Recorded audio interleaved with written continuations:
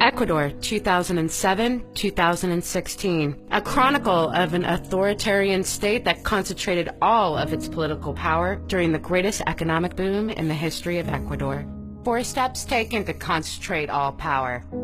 New constitution in 2008 that condensed power to the president. The changes allows the president to appoint members to the Constitutional Court, the highest authority on constitutional and justice matters, as well as electoral and control authorities.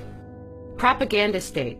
The government confiscated Isaías Media Group that represented 45% of the national media, whose main audience were middle and lower classes, the largest mass of voters. Today, the government controls the largest media group in the country. Before approving the Law of Communications, the Gag Law, in 2013, President Correa's personal lawsuits against media, journalists, and opinion leaders amounted to $500 million. One of the most emblematic cases was the lawsuit against El Universo newspaper. With the Gag Law, there are more than 500 cases against media, journalists, cartoonists, and even nonprofit organizations. Opinion has been criminalized. Censorship and the establishment of an official truth is the first step in the erosion of democracy. Justice control, 2011. In 2011, 3 people under the leadership of Correa's government were removed, and the new country's judges were appointed in a process that was severely questioned by international oversight. Correa's new judicial system includes a judicial council headed by former personal secretary of Correa, with the power to remove judges subjectively based on complaints, including the president's. 165 judges were removed in the first year of work of this council. Control of the judicial system is the weapon that allows the persecution of dissidents and guarantees impunity to the regime's associates. Police and military repression since 2007.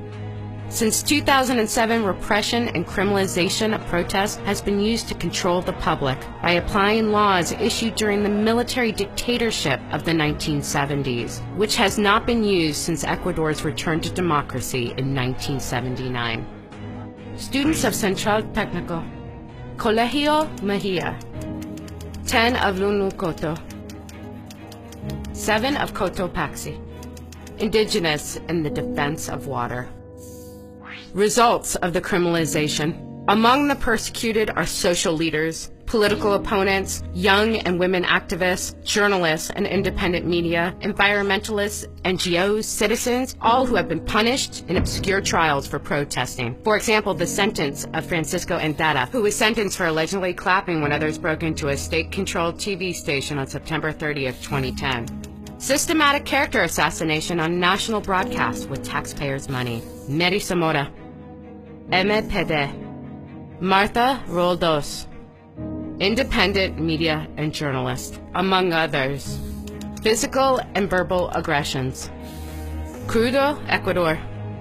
Lourdes Tiban, Pedro Granja, Carlos Perez Guartanbel, Manuela Pic, Salvador Quispe, and more. Illegal incarceration.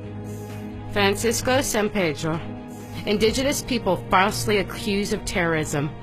Coronel Carrion, and more. Unpunished murders.